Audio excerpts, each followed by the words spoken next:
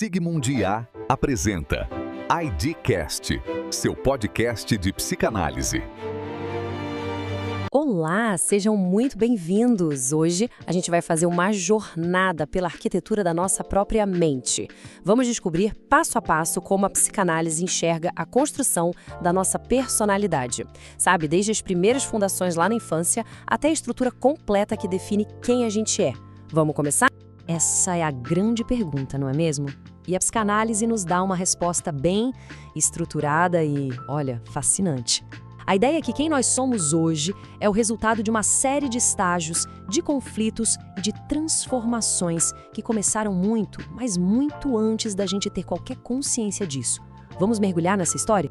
Então, esse aqui é o nosso roteiro, a planta baixa da nossa análise de hoje. A gente começa com os conceitos básicos, depois passa para as ferramentas de transformação, aí vem as fases mais importantes da construção, o grande conflito que estrutura tudo, a instalação das regras internas e, por fim, a obra concluída.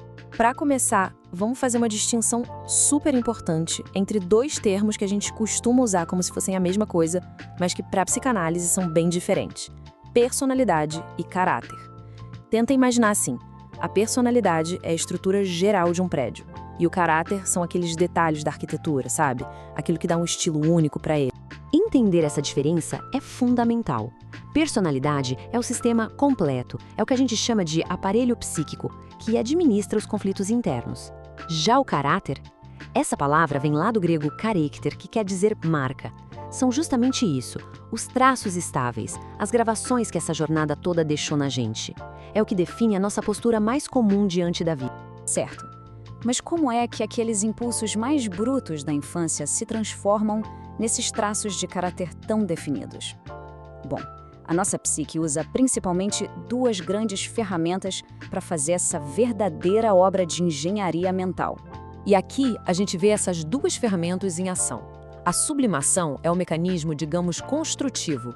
Ela pega a energia dos impulsos e canaliza para algo que é socialmente produtivo, tipo arte, ciência. É a base do que se considera um caráter normal. Já a formação reativa, por outro lado, ela é defensiva. Ela constrói uma muralha, um comportamento que é o oposto de um desejo que está lá no inconsciente. Um exemplo clássico: uma limpeza exagerada pode ser uma defesa contra um interesse infantil por sujeira. Então o ponto central é esse: uma ferramenta constrói, a outra defende. Ok, mas onde e quando essas ferramentas são mais usadas? É que essa construção toda acontece em estágios bem definidos, que são as fases pré-genitais. Exatamente aqui que os alicerces do nosso caráter são lançados. Vamos ver como isso funciona na prática.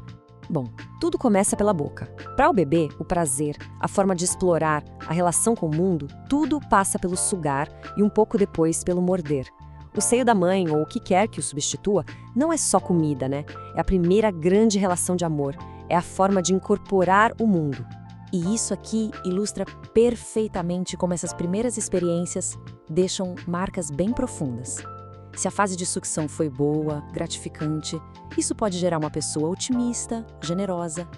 Mas aí vem os dentes, na fase que a gente chama de canibalesca, e a relação muda, fica ambivalente. O desejo de trazer para dentro existe junto com o de destruir. E isso pode levar a um caráter mais mordaz, sabe? Com uma linguagem ferina, uma certa agressividade. Depois da boca, o foco do desenvolvimento muda para outra zona do corpo, a anal. E aqui, o grande drama psicológico tem a ver com controle. Reter e expulsar as fezes se torna uma fonte de prazer, de conflito e de negociação com os pais e com o mundo. E desse conflito de controle nasce a famosa tríade anal. Primeiro, a ordem, que muitas vezes é uma formação reativa contra aquele interesse infantil pela sujeira.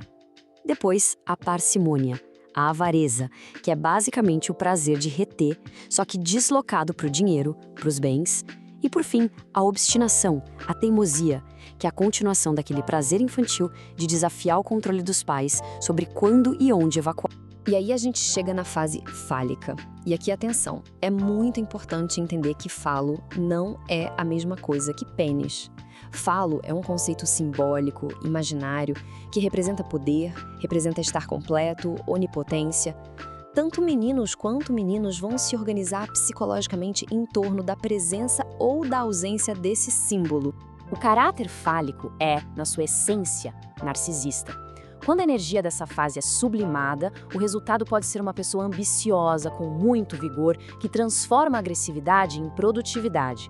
Agora, se a formação reativa é que domina, aí a gente tem a arrogância, a ostentação, a vaidade, tudo isso como uma defesa contra uma insegurança bem profunda sobre o próprio poder.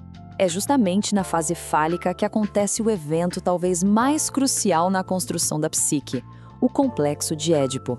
É aqui que a criança dá de cara com o primeiro triângulo amoroso, com a rivalidade, com a proibição, e tudo isso vai forçá-la a sair do seu mundinho narcisista. Os caminhos aqui são bem diferentes para cada um. Para o menino, o drama é mais direto. Ele deseja a mãe e enxerga o pai como um rival. O medo da retaliação do pai aparece como uma angústia de castração. E é esse medo que o força a desistir da mãe e passar a se identificar com o pai. Já para a menina, o processo é mais complexo. A percepção da diferença anatômica é sentida como uma privação, a tal da inveja do pênis. Isso a leva a se afastar da mãe, a quem ela culpa por isso, e a direcionar o desejo dela para o pai, que é visto como aquele que possui o falo. Certo. E o que acontece depois de toda essa tempestade emocional? Bom, a resolução do complexo de Édipo instala uma estrutura nova e muito poderosa na psique.